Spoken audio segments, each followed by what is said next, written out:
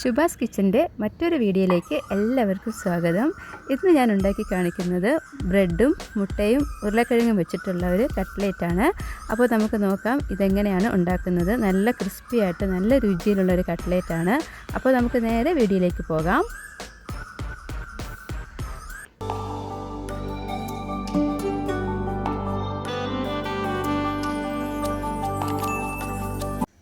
അതിനായിട്ട് ഞാനിവിടെ 3 ബ്രെഡ് പീസാണ് എടുത്തിരിക്കുന്നത്.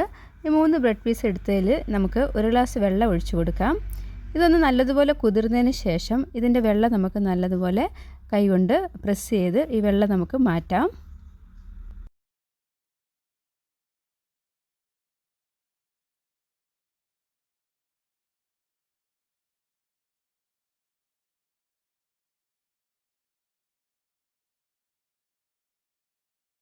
ഇനി ഒരു ഉരുളക്കിഴങ്ങ് നല്ലതുപോലെ വേവിച്ചതാണ്. ഈ ഉരുളക്കിഴങ്ങ് ഇതിലേക്ക് ഞാൻ ഗ്രേറ്റ് ചെയ്ത് കൊടുക്കുകയാണ്.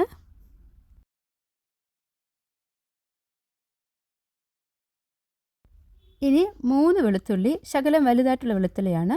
അപ്പോൾ 3 വെളുത്തുള്ളി ഇതേപോലെ ഗ്രേറ്റ് ചെയ്ത് ചേർക്കുകയാണ് ഇതിലേക്ക്.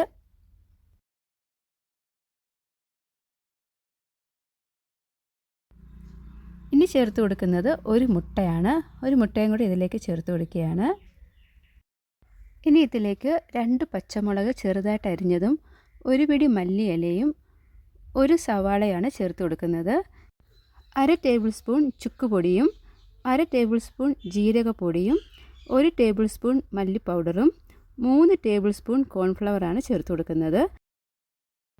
ഇനി നമുക്കിതിലേക്ക് 3 ടേബിൾ സ്പൂൺ ബ്രെഡ് പൗഡറും ആവശ്യത്തിന് ഉപ്പും ചേർത്ത് കൊടുക്കാം. ഇനി ഇതെല്ലാം വെച്ചിട്ട് നമുക്ക് കൈ വെച്ച് നല്ലതുപോലെ ഇതൊന്ന് കുഴയ്ക്കാം.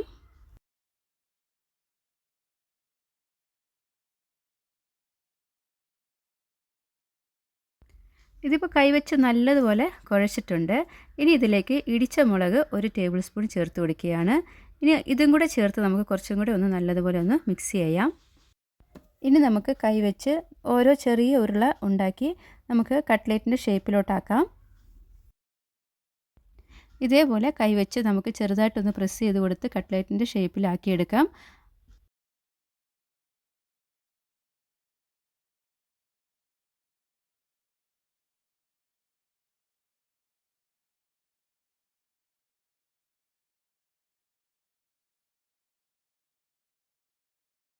അങ്ങനെ കട്ട്ലേറ്റിൻ്റെ ഷേപ്പിൽ ഞാനിവിടെ എല്ലാം റെഡിയാക്കി വെച്ചിട്ടുണ്ട്. ഇനി നമുക്കിതെല്ലാം ഒന്ന് വറുത്തെടുക്കാം. അതിനായിട്ട് ഞാനിവിടെ ഒരു പാൻ ചൂടാക്കി എണ്ണയെല്ലാം നല്ലതുപോലെ ചൂടായിരിക്കുകയാണ്. അപ്പോൾ ചൂടായ എണ്ണയിലേക്ക് ഈ കട്ട്ലേറ്റ് ഓരോന്നോരോന്ന് ഇട്ട് കൊടുക്കുകയാണ്. എപ്പോഴും ശ്രദ്ധിക്കേണ്ട കാര്യമെന്ന് പറയുമ്പോൾ ഇങ്ങനെയുള്ള സ്നാക്സൊക്കെ ഉണ്ടാക്കുമ്പോൾ നമ്മൾ തീ എപ്പോഴും മീഡിയം അല്ലെങ്കിൽ ലോ ഫ്ലെയിമിലായിരിക്കണം.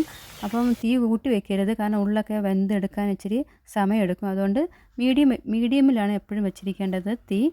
അതേപോലെ നമ്മുടെ ഇതിപ്പം ഒരു സൈഡ് വെന്തെടുക്കാൻ ഒരു 5 മിനിറ്റോളം എടുത്തിട്ടുണ്ട്. അപ്പോൾ ഞാനിത് ഓരോന്ന് തിരിച്ചിട്ട് കൊടുക്കുകയാണ്.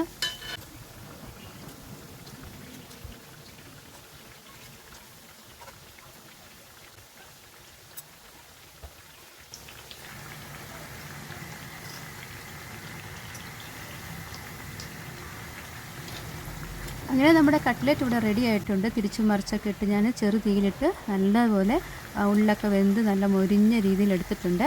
അപ്പോൾ നമുക്കിനി ഇത് വേറൊരു പ്ലേറ്റിലേക്ക് മാറ്റാം.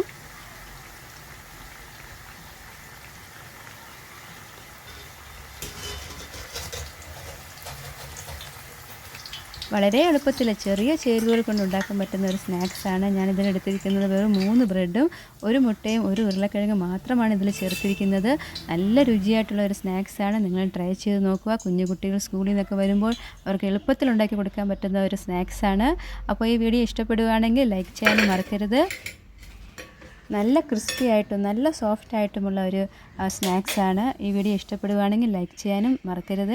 പുതിയതായിട്ട് ആരെങ്കിലും എൻ്റെ ചാനൽ കാണുന്നവരുണ്ടെങ്കിൽ ഒന്ന് സബ്സ്ക്രൈബ് ചെയ്യാനും മറക്കരുത്. അപ്പോൾ അടുത്ത പുതിയൊരു വീഡിയോയുമായിട്ട് വരുന്നവരെ ദൈവം എല്ലാവരെയും അനുഗ്രഹിക്കട്ടെ.